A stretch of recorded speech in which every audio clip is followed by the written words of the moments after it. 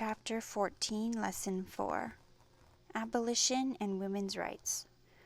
Main idea. The spread of democracy led to calls for freedom for slaves and more rights for women. One American Story. African-American poet Frances Ellen Watkins Harper often wrote about the suffering of enslaved persons, such as enslaved mothers. A voice from the past. They tear him from her circling arms, her last and fond embrace. Oh, nevermore may her sad eyes gaze on his mournful face. No marvel then these bitter shrieks disturb the listening air. She is a mother, and her heart is breaking in despair.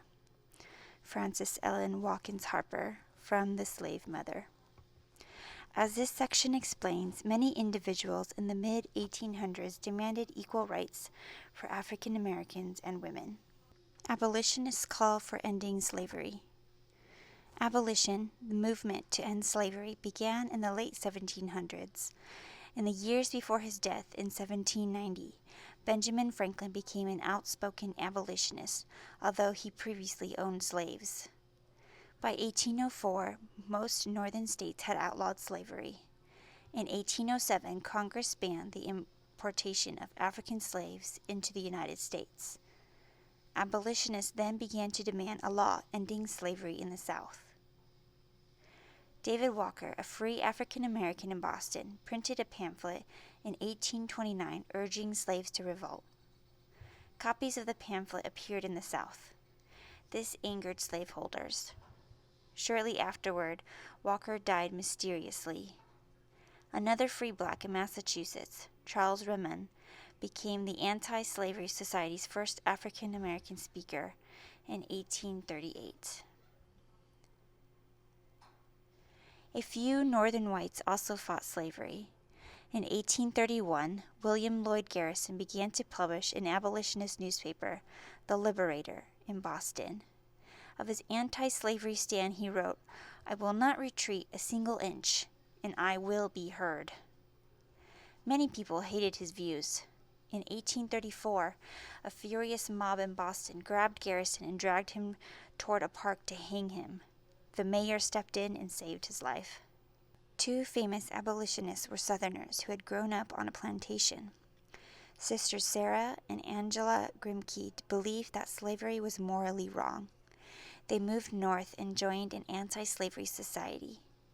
At the time, women were not supposed to lecture in public, but the Grimkes lectured against slavery anyway. Theodore Weld, Angela's husband, was also an abolitionist. He led a campaign to send anti-slavery petitions to Congress. Pro-slavery congressmen passed gag rules to prevent the reading of those petitions in Congress. John Quincy Adams ignored the gag rules and read the petitions. He also introduced an amendment to abolish slavery. Pro-slavery congressmen tried to stop him. Such efforts, however, only weakened the pro-slavery cause by showing them to be opponents of free speech. Adams also defended a group of Africans who had rebelled on the slave ship Amistad. He successfully argued their case before the U.S. Supreme Court in 1841, and in 1842 the Africans returned home. Eyewitnesses to Slavery. Two moving abolitionist speakers, Frederick Douglass and Sojourner Truth, spoke from their own experience of slavery. Douglass's courage and talent at public speaking won him a career as a lecturer for the Massachusetts Anti-Slavery Society. People who opposed abolition spread rumors that the brilliant speaker could never have been a slave. To prove them wrong, in 1845 Douglass published an autobiography that vividly narrated his slave experiences. Afterwards, he feared recapture by his owners, so he left America for a 2-year speaking tour of Great Britain and Ireland. When Douglass returned, he bought his freedom.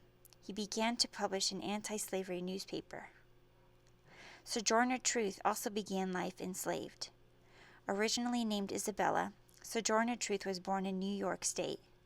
In 1827, she fled her owners and went to live with Quakers who set her free. They also helped her win a court battle to recover her young son. He had been sold illegally into slavery in the South. A devout Christian, Truth changed her name in 1843 to reflect her life's work, to sojourn, or to stay temporarily in a place, and declare the truth to the people. Speaking for abolition, she drew huge crowds throughout the North. Frederick Douglass, 1817 to 1895. Douglass, born Frederick Bailey, was the son of a black mother and a white father. When he was 8, his owner sent him to be a servant for the Auld family. Mrs. Auld defied state laws and taught young Frederick to read. At age of 16, Douglass returned to the plantation as a field hand. He endured so many whippings, he later wrote, "I was seldom free from a sore back." In 1838, he escaped to the north by hopping a train with a borrowed pass. To avoid recapture, he changed his last name.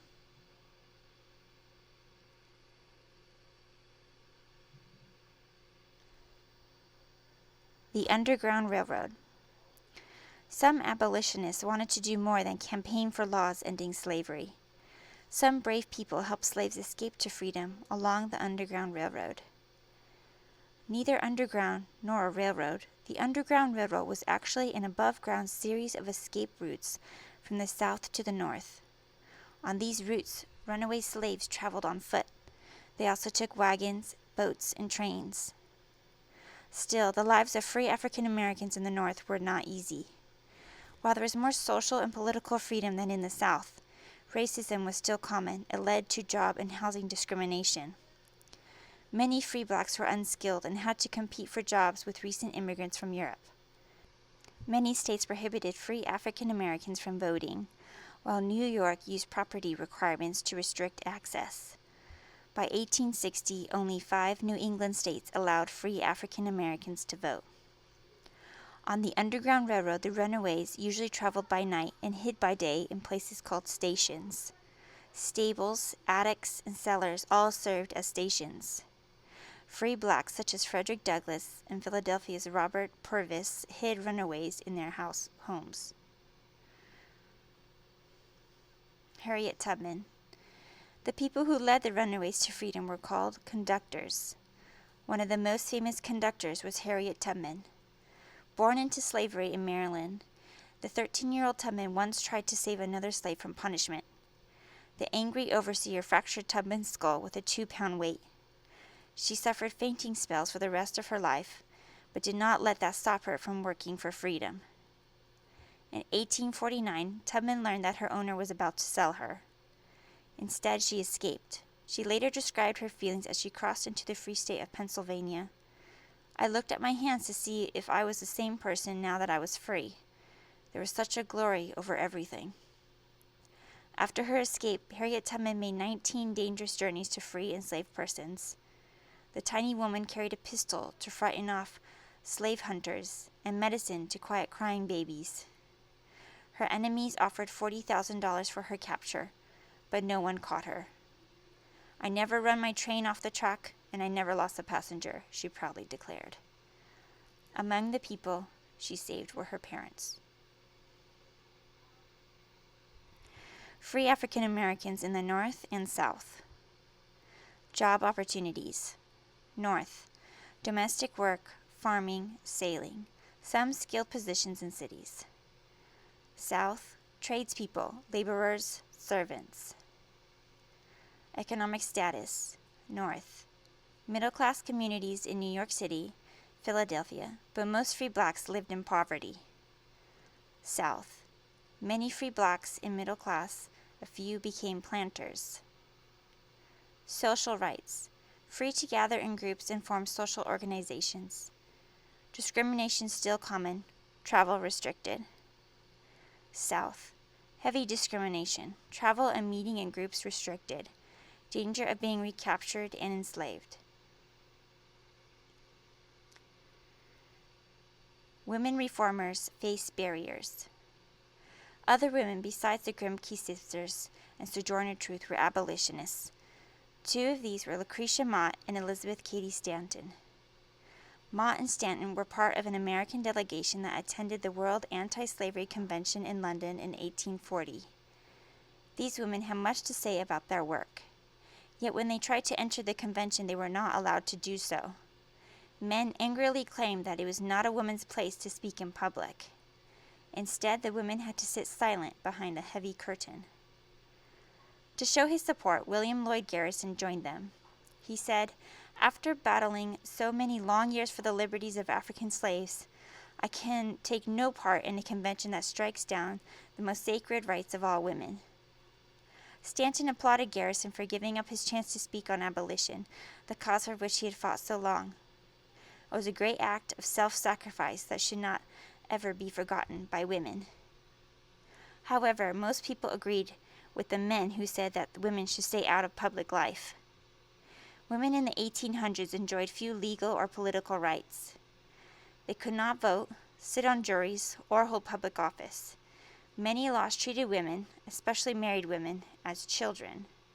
Single women enjoyed some freedoms, such as being able to manage their own property, but in most states, a husband controlled any property his wife inherited and any wages she might earn. As the convention ended, Stanton and Mott decided it was time to demand equality for women. They made up their minds to hold a convention for women's rights when they returned home. Seneca Falls Convention.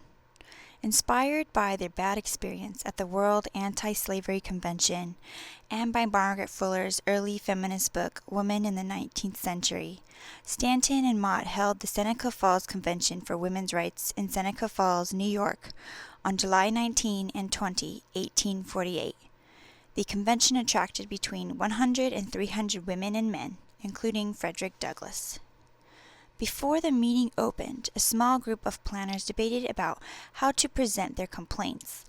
One woman read aloud the Declaration of Independence. This inspired the planners to write a document modeled on it.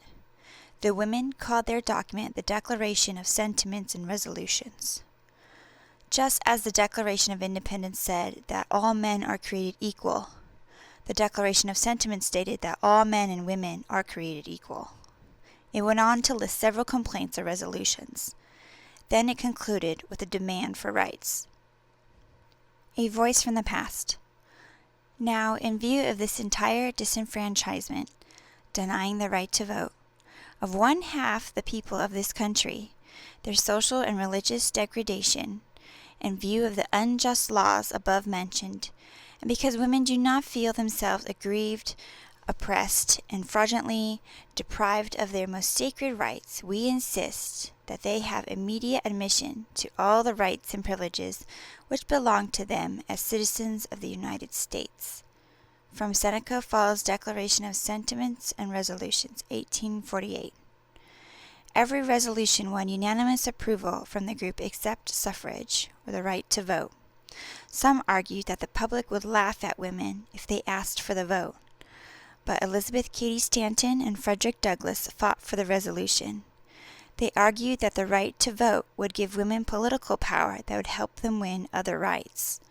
The resolution for suffrage won by a slim margin. The women's rights movement was ridiculed.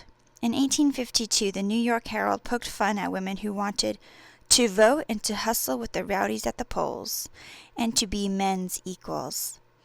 The editorial questioned what would happen if pregnant women gave birth on the floor of Congress, in a storm at sea, or in the raging tempest of battle. Elizabeth Cady Stanton, 1815 to 1902. Elizabeth Cady Stanton's first memory was the birth of a sister when she was 4. So many people said, "What a pity it is she's a girl," that Stanton felt sorry for the new baby. She later wrote, "I did not understand at the time that girls were considered an inferior order of beings." When Stanton was 11, her only brother died. Her father said, "Oh, my daughter, I wish you were a boy." That sealed Stanton's determination to prove that girls were just as important as boys. Continued calls for women's rights. In the mid-1800s, 3 women lent powerful voices to the growing women's movement. Sojourner Truth, Maria Mitchell, and Susan B. Anthony each offered a special talent. In 1851, Sojourner Truth rose to speak at a convention for women's rights in Ohio.